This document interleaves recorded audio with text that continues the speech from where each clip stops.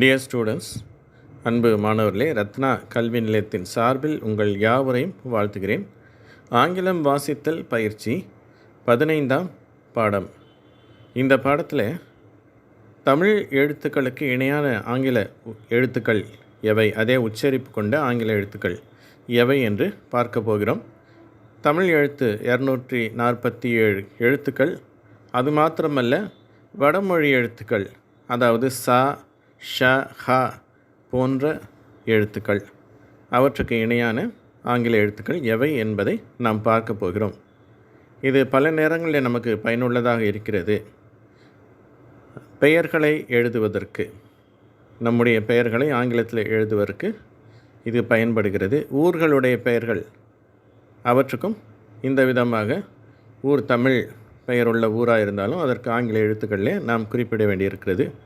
அதற்கும் இது பயனுள்ளதாக இருக்கும். அந்த நேம் போர்டெல்லாம் வாசிக்கிறதுக்கு, அந்த ஊர் பற்றி அந்த குறிப்பு ஏதாவது இருக்குது அப்படின்னு சொன்னால் அதை சரியாக வாசிப்பதற்கு அல்லது எழுதுவதற்கு இது பயனுள்ளதாக இருக்கும். அது மாத்திரமல்ல, மற்ற ஆங்கில வார்த்தைகளும் வாசிப்பதற்கு இது பயனுள்ளதாக இருக்கிறது. இது ஒரு நல்ல பயிற்சி. இந்த பாடம் ஏற்கனவே முன்பு சில மாதங்களுக்கு முன்பு தயாரித்து அதை இதே யூடியூப் சேனலில் வெளியிட்டிருக்கிறோம். ஆனால் பலர் பார்த்துருக்க மாட்டீர்கள். அவர்களுக்காக இதை நாங்கள் இந்த தொடரில் சேர்த்திருக்கிறோம். உங்களுக்கு தேவைப்பட்டால் இந்த பாடத்தை பார்க்கலாம், அல்லாவிட்டால் இதை அடுத்த பாடத்துக்கு நீங்கள் செல்லலாம். இந்த வீடியோவை பார்க்கும் உங்கள் அனைவருக்கும் என்னுடைய நன்றியை தெரிவிக்கிறேன். இப்பொழுது இந்த பக்கத்தை பாருங்கள். இதில் தமிழ் எழுத்துக்கள், அவற்றுக்கு இணையான ஆங்கில எழுத்துக்கள், அதாவது அதே உச்சரிப்பை கொண்ட ஆங்கில எழுத்துக்கள் தரப்பட்டுள்ளன. மேலே இந்த ஆ முதல் அவ் வரை உயிரெழுத்துக்கள், அக் என்பது ஆயுத எழுத்து. இந்த வரிசையில் வரதெல்லாம் மெய்யெழுத்துக்கள். இக்கு, இங்கு, இச்சு, இஞ்செல்லாம் மெய்யெழுத்துக்கள். இவையெல்லாம் உயிர்மெய் எழுத்துக்கள். இப்பொழுது ஒவ்வொன்றாக பார்ப்போம், ஒவ்வொரு எழுத்தாக பார்ப்போம். முதல்ல தமிழில் ஆ என்ற எழுத்து, அதற்கு ஆங்கிலத்தில் ஏ என்ற எழுத்து இணையாக தரப்பட்டுள்ளது. ஏன்னு சொன்னால் அந்த உச்சரிப்பு, ஆ என்ற உச்சரிப்பை ஏ என்ற எழுத்து தான் தருகிறது. அடுத்தது ஆ என்ற உச்சரிப்பு, தமிழில் ஆன்னு ஒரு உச்சரிப்பு இருக்கு இல்லையா, அதை தரக்கூடிய ஆங்கில எழுத்து அதுவும் ஏ தான். இந்த ஏ என்ற எழுத்து சில வார்த்தைகளில் ஆ என்ற உச்சரிப்பையும் பல வார்த்தைகளில் ஆ என்ற உச்சரிப்பையும் தருகிறது. அடுத்தது இந்த ஈ என்ற உயிரெழுத்து, அதற்கு இணையான ஆங்கில எழுத்து ஐ. பல வார்த்தைகளில் இந்த ஐ என்ற எழுத்து தான் இந்த ஈ என்ற உச்சரிப்பை தருகிறது. அடுத்தது ஈ என்ற ஓசையை தரக்கூடிய ஆங்கில எழுத்துக்கள் இ, ஈ.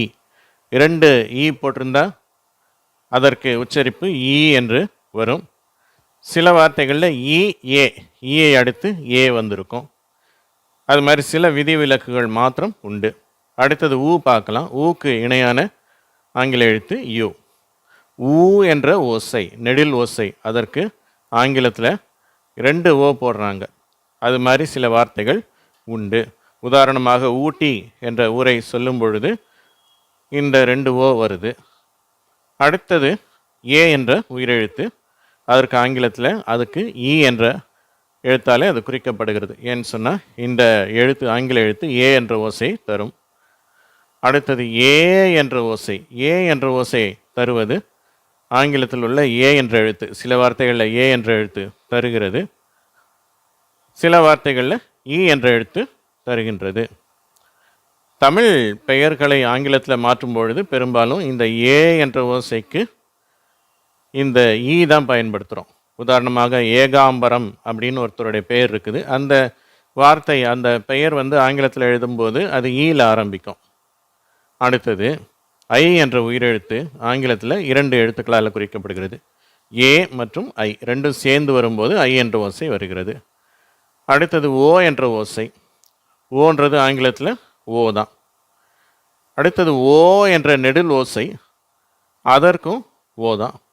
அவ் என்ற தமிழ் எழுத்து ஆங்கிலத்தில் ஏ, யு என்ற 2 எழுத்துக்களால் குறிக்கப்படுகிறது. அக்கு என்ற தமிழ் எழுத்தை குறிக்க ஏகேஹெச் என்ற எழுத்துக்களை பயன்படுத்தலாம். அடுத்தது இந்த எழுத்துக்களை பாருங்கள். கா, அது KA என்ற எழுத்தால் குறிக்கப்படுகிறது. சில வார்த்தைகளில் CA என்ற எழுத்தும் சேரும்பொழுது இந்த கா என்ற ஓசை தருகிறது. இவை எல்லாத்துக்குமே கேக்கு பதிலாக சி வரலாம், அது மாதிரிலாம் வரலாம். சில வார்த்தைகளில் விதிவிலக்குகள் உண்டு. நம்ம வேகமாக போகலாம். இப்போ கா என்ற நெடில் எழுத்து KA ஆல் குறிக்கப்படுகிறது. கி என்ற எழுத்து KI ஆல் குறிக்கப்படுகிறது. அடுத்து கீ பாருங்க, அதற்கு KEE. அடுத்து கு, அதற்கான எழுத்துக்கள் KU. கூ என்ற நெடில் எழுத்து, அதற்கான எழுத்துக்கள் KOO. அடுத்தது கே என்ற நெடில் எழுத்து, அதற்கான எழுத்துக்கள் KE. அடுத்தது கே என்ற நெடில் எழுத்து, அதற்கு KE தான். அதே எழுத்துக்கள் தான், இதுக்கும் அதே எழுத்துக்கள் தான் பயன்படுகின்றன. அடுத்தது கை என்ற இந்த உயிர்மை எழுத்து, கை என்ற எழுத்து தமிழ் எழுத்து, அதற்கு இணையான ஆங்கில எழுத்துக்கள் KAI. அடுத்தது கோ என்ற எழுத்து, அதற்கு இணையான எழுத்துக்கள் KO. கோ என்ற எழுத்து, அதற்கு இணையான ஆங்கில எழுத்துக்கள் KO தான். அடுத்தது கவ், KAU. அது மாதிரி இக்கு என்ற மெய் எழுத்துக்கு கே என்ற எழுத்து பயன்படுகிறது. அந்த ஓசையை கொடுப்பதற்கு கே என்ற எழுத்து. சில வார்த்தைகளில் CK என்ற எழுத்துக்களை நீங்கள் பார்க்க முடியும். அடுத்தது ஞா என்ற எழுத்து, இது NGA என்ற 3 எழுத்துக்களால் குறிக்கப்படுகிறது. ஞா என்பதை குறிப்பதற்கு இந்த எழுத்துக்கள் வரணும். அடுத்தது ஞா என்ற எழுத்துக்கும் இதே 3 எழுத்துக்கள் தான் பயன்படுகிறது, NGA. சில பேர் நெடில் பயன்படுத்துறதுக்காக 2A போடுவாங்க, ஒரு ஏக்கு பதிலாக 2A போடுவாங்க. அது ஆங்கில வார்த்தைகளில் எந்த வார்த்தைகளையும் நீங்கள் 2A பார்க்க முடியாது. அது மாதிரி தமிழ் பெயர்கள் ஆங்கிலத்தில் எழுதும்போதும் அது மாதிரி நெடிலுக்கு நம்ம 2A பயன்படுத்துவது கிடையாது. அதனால் நாங்களும் அது மாதிரி நெடிலுக்கு 2A பயன்படுத்தலை, இந்த பக்கத்தில் எதுவுமே பயன்படுத்தலை. அடுத்தது ஞீ என்ற எழுத்து NGI. ஞீ என்ற நெடில் எழுத்து NGEE. ஞூ என்ற எழுத்து NGU. ஞூ என்ற எழுத்து NGOO. ஞே என்ற எழுத்து NGE. ஞே என்ற எழுத்து NGE. ஞை என்ற எழுத்து NGAI. ஞோ NGO என்ற எழுத்துக்களால் குறிக்கப்படுகிறது. ஞோ NGO என்ற அதே எழுத்துக்கள் தான். அடுத்தது ஞவ். ஞவ் என்ற தமிழ் எழுத்து NGAU. அடுத்தது இங் என்ற எழுத்து, அது NG என்ற எழுத்துக்களால் குறிக்கப்படுகிறது. அடுத்த வரிசை சா. சா என்ற எழுத்து CHA என்ற ஆங்கில எழுத்துக்களால் குறிக்கப்படுகிறது. சா நெடில் எழுத்து, அதற்கும் CHA தான். அடுத்த எழுத்து சி, அதற்கான ஆங்கில எழுத்துக்கள் CHI. சீ, அதற்கான ஆங்கில எழுத்துக்கள் CHEE. சு என்ற தமிழ் எழுத்து, ஆங்கிலத்தில் CHU. சு என்ற நெடில் எழுத்து, அதற்கான ஆங்கில எழுத்துக்கள் CHOO. அடுத்தது சே, ஆங்கிலத்தில் CHE. சே, அதற்கும் CHE தான். சை CHAI. Show CHO. ஷோ, அதற்கும் CHO தான். சௌ CHAU. இச்சு, அதற்கு CH. அடுத்தது ஞ என்ற எழுத்து, அது ஆங்கிலத்தில் GNA என்ற எழுத்துக்களால் குறிக்கப்படுகிறது. ஞா, அது GNA என்ற எழுத்துக்களால் குறிக்கப்படுகிறது. ஞி GNI. ஞீ GNEE. ஞு GNU. ஞூ GNOO. ஞே GNE. ஞே, அதற்கும் GNE தான். ஞை என்ற தமிழ் எழுத்து, ஆங்கிலத்தில் GNAI என்ற எழுத்துக்களால் குறிக்கப்படுகிறது. ஞோ GNO, ஞோ, அதற்கும் GNO தான். ஞௌ, GNAU. அடுத்தது இஞ்சு, அந்த எழுத்து GN என்ற எழுத்துக்களால் குறிக்கப்படுகிறது. இப்பொழுது இந்த பக்கத்தில் உள்ள எழுத்துக்களை பார்க்கலாம். முதல்ல டா என்ற தமிழ் எழுத்து ஆங்கிலத்தில் DA என்ற எழுத்துக்களால் குறிக்கப்படுகிறது. சில இடங்களில் TA என்ற எழுத்தையும் நீங்கள் பார்க்கலாம். ஆனால் இந்த முதல்ல மேலே இருக்கிற DA இது வந்து டா என்று சொல்லணும், கீழே இருக்கிறது டா. சரியா? ஆங்கிலத்திலே வந்து DA வந்தால் டா, TA வந்தால் டா. புரியுதா? இது டா, இது டா. ஆனால் தமிழில் ஒரே எழுத்து தான் இருக்குது, அதனால அந்த டா வந்திருக்கு அந்த இடத்துல. அடுத்தது டா என்ற தமிழ் எழுத்து. இந்த ஒரே உச்சரிப்பில் 2 எழுத்து கூட்டல்கள் வருது பாருங்கள். இங்கேயும் அதே DA அல்லது TA. இது டா, இது டா. அடுத்தது டி என்ற தமிழ் எழுத்து. அதற்கு இணையான எழுத்துக்கள் நம்ம DI, டி அப்படின்ற உச்சரிப்பு வந்தால் DI பயன்படுகிறது. சில வார்த்தைகளில் TI வந்திருக்கும், அது T. வித்தியாசத்தை பாருங்கள், இது D, இது T. ஆனால் தமிழில் ஒரே எழுத்து தான், அதே D தான் நம்ம பயன்படுத்துகிறோம். அது மாதிரி D என்ற தமிழ் எழுத்துக்கு DEE பயன்படுகிறது அல்லது TEE பயன்படுகிறது. அடுத்தது டூ, அதற்கு இந்த எழுத்துக்கள் பயன்படுகிறது, அதாவது DUவும் TUவும் பயன்படுகிறது. அடுத்தது டூ, அதை நம்ம டூன்னு உச்சரிக்கிற வார்த்தையில் DOO வரும், டூ அப்படின்னு உச்சரிக்கிறதுல TOO வரும். அடுத்தது டே, அது இந்த எழுத்துக்களால் குறிக்கப்படுகிறது, DE மற்றும் TE. டே, DE மற்றும் TE, நெடிலுக்கும் அதே எழுத்துக்கள் தான்.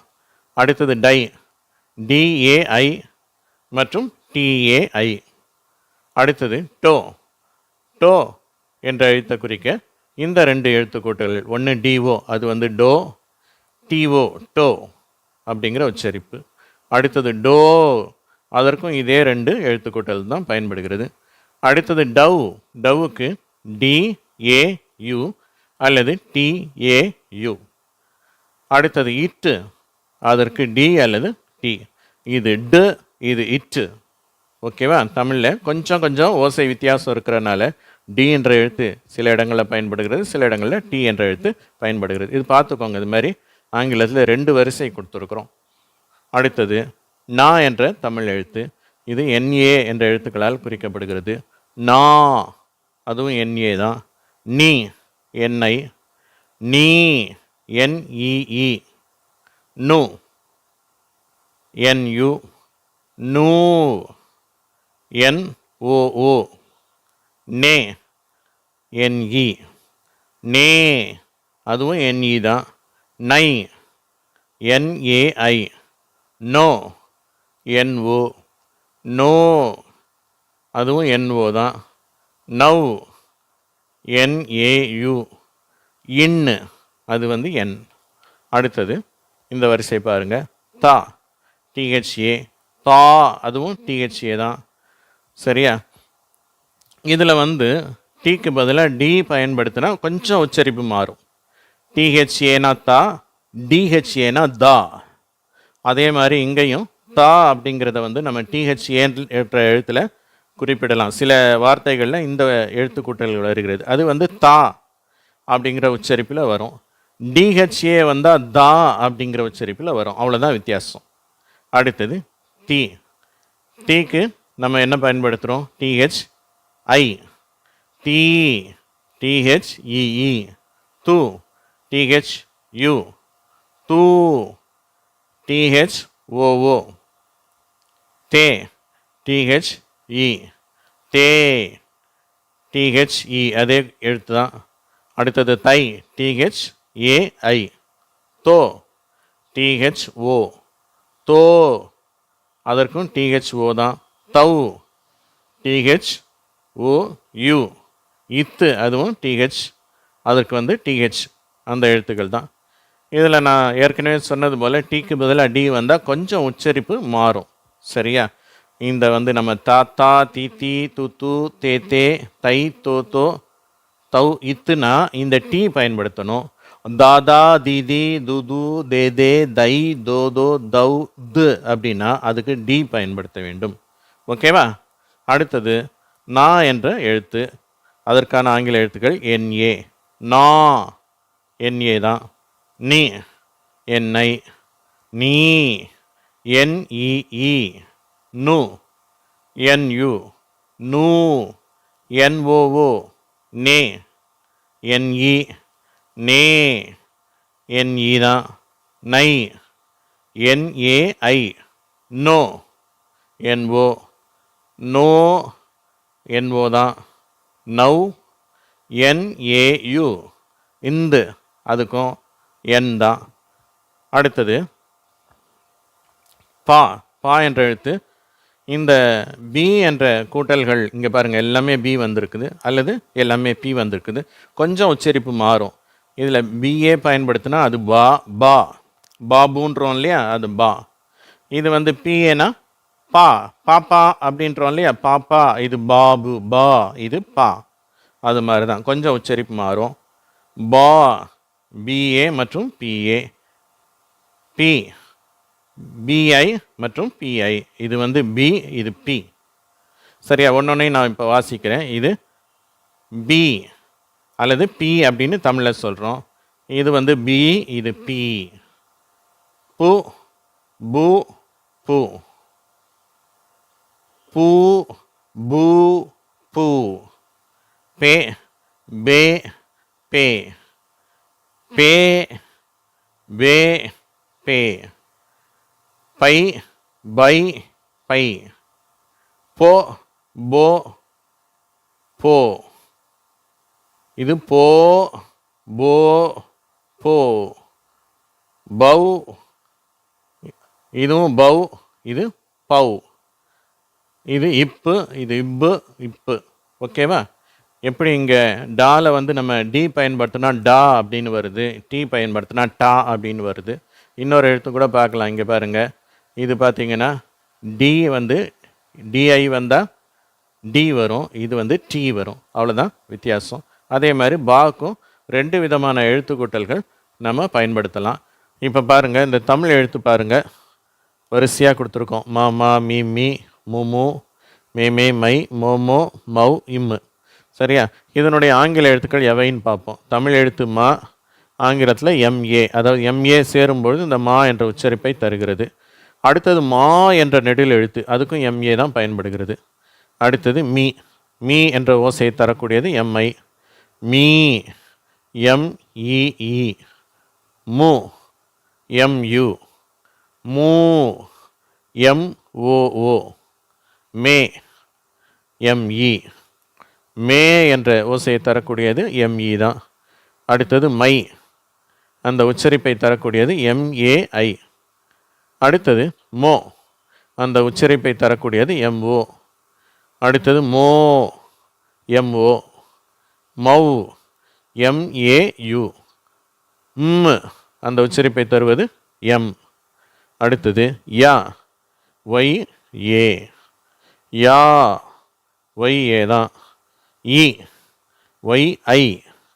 ஈ ஒய் இ. யு ஒய் யு. யூ அந்த உச்சரிப்பை தரக்கூடியது ஒய் ஓ ஓ. ஏ ஒய் இ என்ற எழுத்துக்கள். ஏ என்ற உச்சரிப்பை தரக்கூடியதும் ஒய் இ என்ற எழுத்துக்கள் தான். அடுத்தது ஐ ஒய் ஏ ஐ. யோ ஒய் ஓ. யோ ஒய் ஓ தான். யௌ ஒய் ஏ யு. இ ஒய். அடுத்த வரிசை ரா R A. Raw R A தான். ரி ஆர் ஐ. ரீ ஆர் இ. ரு ஆர் யு. ரூ ஆர் ஓ ஓ. ரே ஆர் இ. ரே அதுவும் ஆர் இ தான். ரை R A I. Row RO, row RO தான். ரவ் ஆர்ஏயு. ஒருவேளை சில பேர் கேட்கலாம், இது வந்து ஆர்ஓடபிள்யூ வருமான்ட்டு. அப்படி வந்தாலும் அந்த ரவுன்ற ஓசை தான் கொடுக்கும். அடுத்தது இரு, அது வந்து ஆர் அந்த எழுத்து மட்டும்தான். லா எல்ஏ, லா எல்ஏ தான். லி எல்ஐ, லீ எல்இஇ, லு எல்யு, லூ எல்ஓஓ, லே எல்இ, லே எல்இ தான். லை எல்ஏஐ, லோ எல்ஓ, லோ அதுவும் எல்ஓ தான். லவ் எல்ஏயு. அடுத்தது இல்லு, என்ற எழுத்து எல் என்ற எழுத்தால் குறிக்கப்படுகிறது. அடுத்தது வா விஏ, வா விஏ தான். வி விஐ, வி விஇஇ, உ வியு, ஊ விஓஓ, வே விஇ, வே விஇ, வை விஏஐ, ஓ விஓ, ஓ விஓ தான். வவ் விஏயு, இவ் அது வி தான். இப்பொழுது இந்த பக்கத்தில் உள்ள எழுத்துக்களை பார்க்கலாம். முதல் வரிசையை பாருங்கள். ழ ழ ரி ரி ரு ரு ரே ரே ரை ரோ ரோ ரவ் அப்படி வருது. இந்த வரிசை அதிலிருந்து ஆரம்பிக்கலாம். ழ என்ற தமிழ் எழுத்து, அதற்கான இணையான ஆங்கில எழுத்துக்கள் ZHA. ரா அதற்கும் ZHA என்ற எழுத்துக்கள் தான் பயன்படுகிறது. ரி ZHI, ரி ZHEE, ரு ZHU, ரு ZHOO, ரே ZHE, ரே ZHE தான். ரை ZHAI, ரோ ZHO, ரோ ZHO, ரவ் ZHAU, இல் ZH. அடுத்தது லா. லாக்கு வந்து LA. சில பேர் என்ன சொல்லுவாங்க, 2 எல் போடலாமேன்னு கேட்பாங்க. 2 எல் போட்டால் கொஞ்சம் அழுத்தமான லாவாக இருக்கும்ன்ட்டு. அப்படி கிடையாது. ஆங்கிலத்தில் 1 எல் வந்தாலும் சரி, 2 எல் வந்தாலும் சரி, அதே மென்மையான உச்சரிப்பு தான், லான் தான் உச்சரிப்பாங்க. ஆனால் நமக்கு இந்த லான்ற எழுத்துக்கு இணையான தமிழ் எழுத்துக்கள் LA தான். அடுத்தது லா, அதுவும் LA என்ற எழுத்துக்களால் குறிப்பிடப்படுகிறது. லீ LI, லீ LEE, லு LU, லூ அதுவும் LOO அதுக்கு. அடுத்தது லே LE, லே LE, லை LAI என்ற எழுத்துக்களால் அந்த ஓசை குறிப்பிடப்படுகிறது. லோ LO, லோ LO தான். லவ் LAU, இல்லு அதற்கான எழுத்து எல். அடுத்தது ரா, நம்ம வல்லின ரா இருக்கு இல்லையா, அது ஆங்கிலத்தில் RA என்ற எழுத்துக்களால் குறிப்பிடப்படுகிறது. ரா RA, ரி RI, ரீ REE, ரு RU, ரு ROO, ரே RE, ரே RE தான்.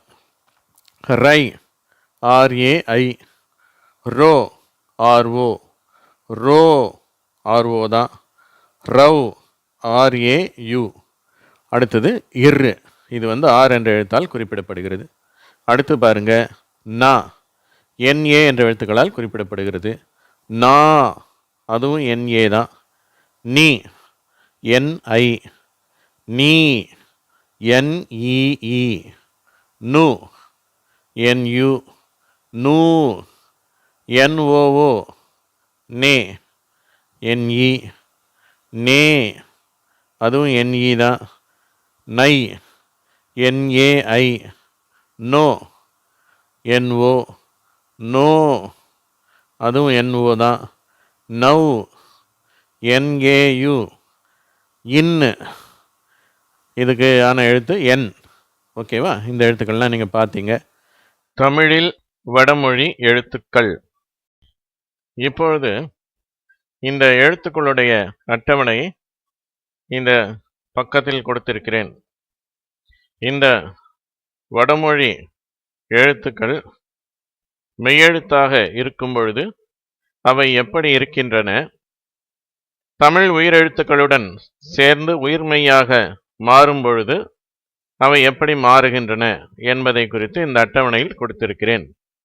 இந்த அட்டவணையில் எழுத்துக்கள் சற்று சிறியதாக இருப்பதனால இந்த பாடத்தில் ஒவ்வொரு வரிசையும் உங்களுக்கு தனித்தனியாக ஸ்க்ரீனில் காட்டி அதை வாசித்து பயிற்சி தரப்படும். எனவே இந்த காணொளியை கடைசி வரை தவறாமல் பாருங்கள். இந்த வடமொழி எழுத்துக்கள் கொண்ட வார்த்தைகள் அவை பற்றி அடுத்து இன்னொரு காணொளியில் வெளியிடுகிறோம். இப்பொழுது பாடத்திற்கு செல்லலாம். இப்பொழுது இந்த பக்கத்தில் உள்ள எழுத்துக்களை நான் வாசிக்கிறேன், கவனியுங்கள். முதல் எழுத்து ஸ், ஸ் என்று அதை சொல்ல வேண்டும். அதற்கு ஆங்கில எழுத்து எஸ் என்று கொடுக்கப்பட்டுள்ளது. ஏனென்று சொன்னால், இப்படி தமிழ் பெயர்களிலே வடமொழி எழுத்து வந்தால் அதற்கு பதிலாக அதை ஆங்கிலத்தில் அந்த பெயரை எழுதும்போது இந்த ஆங்கில எழுத்துக்களை பயன்படுத்தி கொள்ளலாம். முதல் எழுத்து இஸ், இரண்டாம் எழுத்து ச, மூன்றாம் எழுத்து சா. இந்த இரண்டாம் எழுத்துக்கும் மூன்றாம் எழுத்துக்குமே பொதுவாக ஆங்கில எழுத்துக்கள் எது என்று சொன்னால் SA தான். இந்த எழுத்துக்கள் தான் பயன்படுகிறது. ச என்ற எழுத்தா இருந்தாலும் அதை ஆங்கிலத்தில் SAன்னு தான் எழுதுகிறோம். சா என்ற நெடில் எழுத்துக்கும் ஆங்கிலத்தில் SAன்னு தான் எழுதுகிறோம். அடுத்து நான்காவது எழுத்து சி, இது ஆங்கிலத்தில் SI என்று குறிப்பிடப்படுகிறது. ஐந்தாம் எழுத்து சி, இதற்கான ஆங்கில எழுத்து SEE, சில நேரங்களில் SEA என்றும் குறிப்பிடப்படுவதுண்டு. ஆறாம் எழுத்து சு, இது ஆங்கிலத்தில் SU என்று குறிப்பிடப்படுகிறது. ஏழாம் எழுத்து நெடில் எழுத்து சு, இது ஆங்கிலத்தில் SOO என்று குறிப்பிடப்படுகிறது. எட்டாம் எழுத்து சே, இது ஆங்கிலத்தில் SE என்று குறிப்பிடப்படுகிறது. ஒன்பதாம் எழுத்து சே, இது ஆங்கிலத்தில் SE என்று குறிப்பிடப்படுகிறது. பத்தாம் எழுத்து சை, இது ஆங்கிலத்தில் SAI என்று குறிப்பிடப்படுகிறது. 11ஆம் எழுத்து சோ, இது ஆங்கிலத்தில் SO என்று குறிப்பிடப்படுகிறது. 12ஆம் எழுத்து சோ, இதுவும் ஆங்கிலத்தில் SO என்றுதான் குறிப்பிடப்படுகிறது. 13ஆம் எழுத்து சௌ, இது ஆங்கிலத்தில் SAU என்று சில வார்த்தைகளில் குறிப்பிடப்படுகிறது. அதாவது பெயர்களை எழுதும்போது இது மாதிரி சௌ அப்படிங்கிற உச்சரிப்பு வந்தால் SAU சிலர் பயன்படுத்துகிறார்கள், சிலர் SOW பயன்படுத்துகிறார்கள். இப்பொழுது இந்த பக்கத்தில் உள்ள எழுத்துக்களை வாசித்து பயிற்சி செய்யலாம். முதல் எழுத்து ஜ, ஜ என்ற மெய்யெழுத்து. அதற்கான ஆங்கில எழுத்து ஜே. இரண்டாம் எழுத்து ஜ, இது ஆங்கிலத்தில் JA என்று குறிப்பிடப்படுகிறது. மூன்றாம் எழுத்து ஜா, இதற்கான ஆங்கில எழுத்துக்கள் JA தான். நான்காம் எழுத்து ஜி, இது ஆங்கிலத்தில் JI என்று குறிப்பிடப்படுகிறது. ஐந்தாம் எழுத்து ஜி, இது ஆங்கிலத்தில் JEE என்று குறிப்பிடப்படுகிறது. ஆறாம் எழுத்து ஜு, இது ஆங்கிலத்தில் JU என்று குறிப்பிடப்படுகிறது. ஏழாம் எழுத்து ஜூ. இது ஆங்கிலத்தில் JOO என்று குறிப்பிடப்படுகிறது. எட்டாம் எழுத்து ஜே. இது ஆங்கிலத்தில் JE என்று குறிப்பிடப்படுகிறது. ஒன்பதாம் எழுத்து ஜே, அதாவது நெடில் எழுத்து. இது ஆங்கிலத்தில் JE என்று குறிப்பிடப்படுகிறது. பத்தாம் எழுத்து ஜை. இது ஆங்கிலத்தில் JAI என்று குறிப்பிடப்படுகிறது. 11ஆம் எழுத்து ஜோ. இது ஆங்கிலத்தில் JO என்று குறிப்பிடப்படுகிறது. 12ஆம் எழுத்து ஜோ, அதாவது நெடில் எழுத்து. இது ஆங்கிலத்தில் JO என்றுதான் குறிப்பிடப்படுகிறது. 13ஆம் எழுத்து ஜவ். இது ஆங்கிலத்தில் JAU அல்லது JOW என்ற எழுத்துக்களால் குறிப்பிடப்படுகிறது. இப்பொழுது இந்த பக்கத்தில் உள்ள எழுத்துக்களை பாருங்கள். முதல் எழுத்து மெய்யெழுத்து, அது ஷ் என்று உச்சரிக்கப்படுகிறது. ஆங்கிலத்தில் SH என்ற 2 எழுத்துக்களால் குறிப்பிடப்படுகிறது. இரண்டாம் எழுத்து ஷ. இது ஆங்கிலத்தில் SHA என்ற எழுத்துக்களால் குறிப்பிடப்படுகிறது. மூன்றாம் எழுத்து ஷா. இது ஆங்கிலத்தில் SHA என்ற எழுத்துக்களால் குறிப்பிடப்படுகிறது. நான்காம் எழுத்து ஷி. இது SHI என்ற எழுத்துக்களால் குறிப்பிடப்படுகிறது. ஐந்தாம் எழுத்து ஷீ. இது ஆங்கிலத்தில் SHEE என்ற எழுத்துக்களால் குறிப்பிடப்படுகிறது. ஆறாம் எழுத்து ஷு. இது ஆங்கிலத்தில் SHU என்ற எழுத்துக்களால் குறிப்பிடப்படுகிறது. ஏழாம் எழுத்து ஷூ. இது ஆங்கிலத்தில் SHOO என்ற எழுத்துக்களால் குறிப்பிடப்படுகிறது. எட்டாம் எழுத்து ஷே. இது ஆங்கிலத்தில் SHE என்ற எழுத்துக்களால் குறிப்பிடப்படுகிறது. ஒன்பதாம் எழுத்து ஷே. இது ஆங்கிலத்தில் SHE என்ற எழுத்துக்களால் தான் குறிப்பிடப்படுகிறது. பத்தாம் எழுத்து ஷை. இது ஆங்கிலத்தில் SHAI என்ற எழுத்துக்களால் குறிப்பிடப்படுகிறது. 11ஆம் எழுத்து ஷோ. இது ஆங்கிலத்தில் SHO என்ற எழுத்துக்களால் குறிப்பிடப்படுகிறது. 12ஆம் எழுத்து ஷோ, அதாவது நெடில் எழுத்து. இதுவும் ஆங்கிலத்தில் SHO என்ற எழுத்துக்களால் தான் குறிப்பிடப்படுகிறது. 13ஆம் எழுத்து ஷவ். இது ஆங்கிலத்தில் SHAU மற்றும் SHOW என்று குறிப்பிடப்படுகிறது. பெயர்களிலே சில நேரங்களில் கொஞ்சம் மாற்றம் இருக்கும். இதே ஆங்கில எழுத்துக்கள் தான் இருக்கும் என்று சொல்ல முடியாது. உதாரணத்துக்கு ஷியாம் என்ற பெயர், ஷியாம் குமார்ன்றாங்களே, அந்த ஷியாம் என்ற பெயர் SHYல துவங்கும். சரியா? SHYAM, ஷியாம் அப்படின்னுவாங்க. இப்பொழுது இந்த பக்கத்தில் உள்ள எழுத்துக்களை நான் வாசிக்கிறேன், கவனியுங்கள். முதல் எழுத்து ஹ். இதற்கான ஆங்கில எழுத்து H, அதாவது ஹ் என்ற மெய்யெழுத்து. இரண்டாம் எழுத்து ஹ, அதாவது குறில் எழுத்து. இது HA என்று குறிப்பிடப்படுகிறது. மூன்றாம் எழுத்து ஹா. இந்த எழுத்தும் ஆங்கிலத்தில் HA என்ற எழுத்துக்களால் தான் குறிப்பிடப்படுகிறது. நான்காம் எழுத்து ஹி. இது ஆங்கிலத்தில் HI என்ற எழுத்துக்களால் குறிப்பிடப்படுகிறது. ஐந்தாம் எழுத்து ஹீ. ஹீ என்ற நெடில் எழுத்து. இது ஆங்கிலத்தில் HEE என்ற எழுத்துக்களால் குறிப்பிடப்படுகிறது. ஆறாம் எழுத்து ஹூ. இது ஆங்கிலத்தில் HU என்ற எழுத்துக்களால் குறிப்பிடப்படுகிறது. ஏழாம் எழுத்து ஹூ.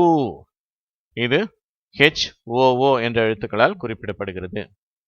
எட்டாம் எழுத்து ஹே. இது ஆங்கிலத்தில் HE என்ற எழுத்துக்களால் குறிப்பிடப்படுகிறது. ஒன்பதாம் எழுத்து ஹே. இதுவும் ஆங்கிலத்தில் HE என்ற எழுத்துக்களாலே குறிப்பிடப்படுகிறது. பத்தாம் எழுத்து ஹை. இது ஆங்கிலத்தில் HAI என்ற எழுத்துக்களால் குறிப்பிடப்படுகிறது. 11ஆம் எழுத்து ஹோ. இது ஆங்கிலத்தில் HO என்ற எழுத்துக்களால் குறிப்பிடப்படுகிறது. 12ஆம் எழுத்து ஹோ, இதுவும் ஆங்கிலத்தில் HO என்ற எழுத்துக்களால் குறிப்பிடப்படுகிறது. 13ஆம் எழுத்து ஹவ், இது ஆங்கிலத்தில் HAU என்ற எழுத்துக்களால் குறிப்பிடப்படுகிறது. அல்லது சில வார்த்தைகளில் HOW என்ற எழுத்துக்களையும் பயன்படுத்துவார்கள். இப்பொழுது இந்த பக்கத்தில் உள்ள எழுத்துக்களை நான் வாசிக்கிறேன். முதல் எழுத்து க்ஷ். சரியா, எக்குன்ற உச்சரிப்போட ஷும் சேர்ந்து வரணும். க்ஷ் அப்படின்னு. இது மெய் எழுத்து. இது KSH என்ற எழுத்துக்களால் குறிப்பிடப்படுகிறது. இரண்டாம் எழுத்து க்ஷா. இது KSHA என்ற எழுத்துக்களால் குறிப்பிடப்படுகிறது. மூன்றாம் எழுத்து க்ஷா. இது KSHA என்ற எழுத்துக்களால் தான் குறிப்பிடப்படுகிறது. நான்காம் எழுத்து க்ஷி. இது KSHI என்ற எழுத்துக்களால் குறிப்பிடப்படுகிறது. ஐந்தாம் எழுத்து க்ஷி. இது KSHEE என்ற எழுத்துக்களால் குறிப்பிடப்படுகிறது. ஆறாம் எழுத்து க்ஷு. இது KSHU என்ற எழுத்துக்களால் குறிப்பிடப்படுகிறது. ஏழாம் எழுத்து க்ஷு. இது KSHOO என்ற ஆங்கில எழுத்துக்களால் குறிப்பிடப்படுகிறது. எட்டாம் எழுத்து க்ஷே. இது KSHE என்ற எழுத்துக்களால் குறிப்பிடப்படுகிறது. ஒன்பதாம் எழுத்து க்ஷே. இது KSHE என்ற எழுத்துக்களால் தான் இதுவும் குறிப்பிடப்படுகிறது. பத்தாம் எழுத்து க்ஷை. இது KSHAI என்ற எழுத்துக்களால் குறிப்பிடப்படுகிறது. 11ஆம் எழுத்து க்ஷோ. இது KSHO என்ற எழுத்துக்களால் குறிப்பிடப்படுகிறது. 12ஆம் எழுத்து க்ஷோ. இதுவும் KSHO என்ற எழுத்துக்களால் தான் குறிப்பிடப்படுகிறது. 13ஆம் எழுத்து க்ஷௌ. இது KSHAU அல்லது KSHOW என்ற எழுத்துக்களால் குறிப்பிடப்படுகிறது. கடைசியாக நாம் பார்க்க இருக்கும் வடமொழி எழுத்து ஸ்ரீ. இந்த எழுத்து ஒரே எழுத்து தான். தமிழில் பயன்படுத்தும் பொழுது இந்த எழுத்து மற்ற உயிரெழுத்துக்களோடு இணைவது இல்லை. இதற்கான மெய்யெழுத்தும் தமிழில் கிடையாது. இந்த ஒரே ஒரு எழுத்து தான் இருக்குது. இதற்கு முன்பதாக பார்த்த எழுத்துக்களில் மெய்யெழுத்துக்கள் உண்டு. அவை தமிழ் உயிரெழுத்துக்களோட சேர்ந்து வெவ்வேறு விதமாக மாறிச்சு. அதெல்லாம் நம்ம பார்த்தோம். ஆனால் இந்த ஸ்ரீ என்ற எழுத்து ஒரே ஒரு எழுத்து தான். இது ஆங்கிலத்தில் SRI என்ற எழுத்துக்களால் குறிப்பிடப்படுகிறது. அப்போது ஸ்ரீ என்று உச்சரிக்கப்படுகிறது. இதற்கு என்ன அர்த்தம்னா மதிப்பு மிகுந்த என்று அர்த்தம். சில சந்தர்ப்பங்களில் இதே எழுத்தை ஆங்கிலத்தில் SHREE என்று குறிப்பிடுகிறார்கள். உச்சரிப்பும் ஸ்ரீ அப்படின்னு அதை உச்சரிக்கிறாங்க. ரெண்டுத்துக்கும் என்ன வித்தியாசம்? ஏற்கனவே சொன்ன SRI அப்படின்னு ஸ்ரீ அப்படின்னு உச்சரிக்கப்பட்டால் அதற்கு பொருள் மதிப்பு மிகுந்த.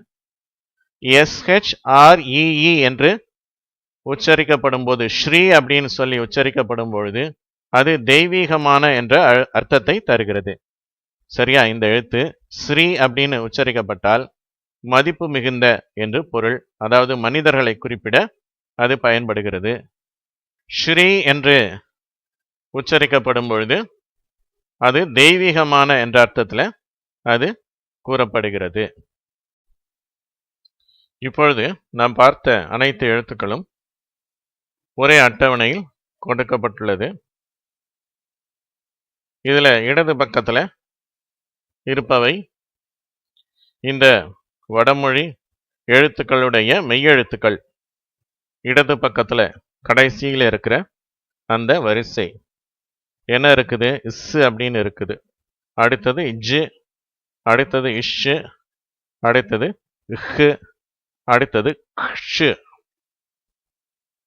இவை இந்த உயிரெழுத்துக்களோட, அதாவது மேலே இருக்கிற வரிசை தமிழின் உயிரெழுத்துக்கள் அ, ஆ, இ, ஈ போன்ற உயிரெழுத்துக்கள் அவற்றுடன் சேரும் பொழுது உயிர்மெய் எழுத்துக்கள் உருவாகின்றன. அவையெல்லாம் இப்படி அட்டவணையா கொடுக்கப்பட்டுள்ளது.